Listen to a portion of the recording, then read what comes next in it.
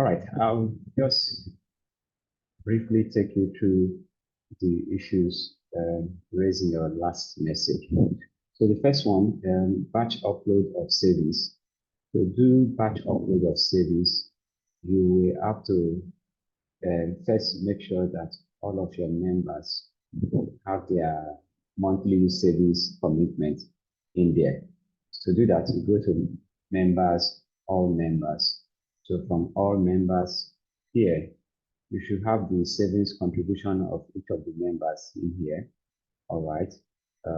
Just like you can see, 4,000 monthly, 2,000 monthly, 5,000 weekly. So depending on the savings plan that each person is, so all of their savings contribution should be here. For those that don't have a savings plan, take for instance this person now, you can simply go in here and go to members dashboard.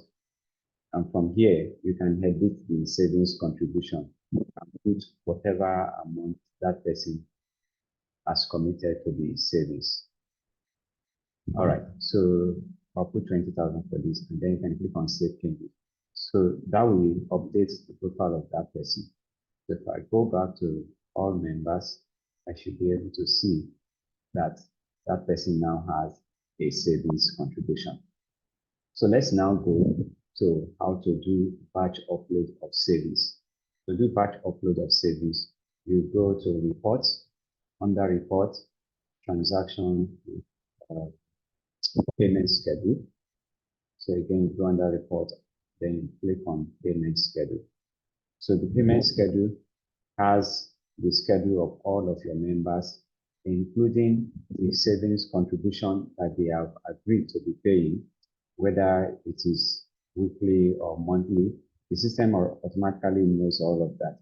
So it will show you that for all of your members, if they have agreed to a share capital, it will also show their share capital. If there is a loan they are currently servicing, it will show that loan in here. So you see, that payment schedule covers all of the expected contribution from each of your members. Then here now, I can filter this for the particular months that I want to batch upload. Let's say I want to batch upload for October. So I can select October 31st, 2023. And then you have additional filter here. You can say selected month only. The advantage of saying selected month only is that it will focus on just that month and then show you what is the savings contribution, what is the loan repayment. But if you don't say, if you say all, then it's also going to look at if that member has a previous repayment and is going to add it to that current one. So it's always encouraged that you say selected month only and then filter. So if I filter this, it's going to show me the payment for everybody for the month of October. So this is what everybody has agreed to pay for the month of October. Now I can click on View and Modify Data. This button gives me the advantage to do additional modification on the monthly commitment of each person. Because there could be a situation where maybe, for instance, this Mr. Peter System Frank, did not pay 5,000, but he paid 4,000. So you can modify it and say he paid 4,000. Maybe this Mr. Amen Dolapo paid his savings contribution, but did not pay share capital. So I'll set the share capital to 0. So you can then modify some of the figures depending on how much you have received from all of your members. You have additional checkbox here. If I check this box, it's going to set every contribution for this particular person to 0. So whether it's loan or share capital, it's going to set everything to 0. It means this member has not made any payment. And if I check this box, it's going to set the share capital for everybody to 0. So it means we're not collecting share capital for everybody for the month of October. But I'll leave it the way it is. So assume these figures are correct and this is what we have collected. Then you need to post this as a bulk transaction into Coopsolve. So to do that, you click on Populate Data. populate this data. It's going to give me a warning. This action cannot be reversed. So if I say populate data, it will insert this record for all of the members. So I have all of this record inserted for all of the members for the month of October. To verify that those records are truly inserted, you can go under reports and click on transaction reports, which will show you all the recent records that have been included. So here I can see all the records for October 2023, and you can also see the dates when those records were published, which is today. So that's how to do bulk upload of savings and transaction. You can also do upload by Excel. To do upload by Excel, you go first to the payment schedule. Under the payment schedule, this shows you the list of all of your members, their savings contribution and everything.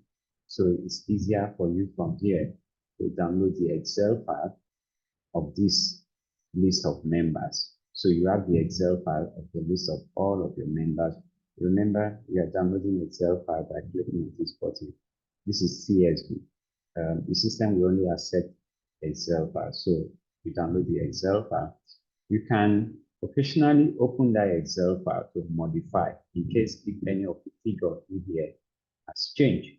You can modify and then save that Excel file. So if you have that Excel file handy of the savings contribution of all of the members, then you can go under administration, click on import savings data, and here you can import an Excel file that contain all of the savings data. You can see download sample here, but this is a blank sample. I've shown you how to download a sample that contains the records of all of your members. And then from here, you can go and select that particular Excel file and click on open and then proceed to upload data. So that's how to import bulk savings data. The next one is email and SMS alert.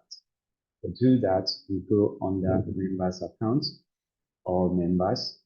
So under all members, this shows you the list of all of your members. And then you can do individual email and SMS alerts. So here, I can select this particular member and then click here and say email login details, email account balance, and aside from email account balance and login details, I can compose a mail. So you see compose email here. And then here, I can type the subject of the email, welcome, and then put all the information I want to put in my email here. If I click on this, it's going to send this email to this particular member. So that's how to send email to one single member. You can go back to that same menu and then click on send SMS. This will send SMS to this particular member. So you can compose the SMS message here. Remember, the maximum number of words here, it should be, I think, around 120 words. So compose your SMS in here and then click on send, and that will send SMS to this particular member. So that's how to send SMS to one particular member and email to one particular member. Suppose I want to send SMS or email to everybody, all of the members are. So for that, you go to this menu by the right-hand side, click on the menu, and from that menu, you will see email account balance to all, email password to all. Then you will see email all members. So here, I can send a mail to all. So you see, it's telling you, are you sure you want to send mail to all members? Then what is the subject of the email? Type the subject of the email. Here, you will type the message that should appear in the email. Of course, it's going to ask you for the admin password before you can send this email. So if you enter the correct admin password, if you click on send, system will automatically send the mail to all the members that we have on the platform. The same way you can send SMS. So if you click on this menu here, you can go to SMS all members. And then here, enter the message that you want to send. Of course, enter your admin password. If you do that correctly, then you click on send. It should send SMS to all members. All right, so the third one, ability to edit or delete ongoing loan. So if we go under loan managers, we click on list loan. No. So these are all the loans that you have in the system. So here, you can come here and then suspend a loan. So once you suspend a loan, it takes that loan and then puts it on hold. Then for loan that is not ongoing, you can delete. However, you cannot delete a loan that is already ongoing. For those kind of operation, you will require the admin to do that. Because by doing that, you are going to create a security breach of the system. So all ongoing loans cannot be deleted. However, you can suspend them, all right, and then reactivate them again whenever you wish to. All right, so ability to send SMS, loan payback weekly. Okay, so the loan payback weekly. If you go under administration, you see society setup. From the society setup, we have what is called financial setup. From the financial setup, this is where you set up your loan. So if you have a weekly loan payback, you need to set that up here by clicking on add new loan type. So from here, I can say this loan type is easy buy, and then enter the interest rate. It's 10%. All right, apply interest yearly. So I say yearly is monthly, select monthly, but usually interest rate is annual. So repayment type. So the system will default to monthly, but here we change repayment type to weekly, and that will allow repayment of weekly. And then the system will also create a weekly schedule for you. So if I say weekly, then the interest rate formula. We have different interest rate formula. Reducing balance equal installment, reducing balance equal principal, spread and upfront. The ideal one is the reducing balance equal repayment. If there's an application fee, you put the application fee in there. Application fee rate usually is going to be in naira. Sometimes it could be a percentage of what the person is applying for. Yeah, so the bank you will have set up, if not, you can attach the cash at bank, and then you process, then you click on save.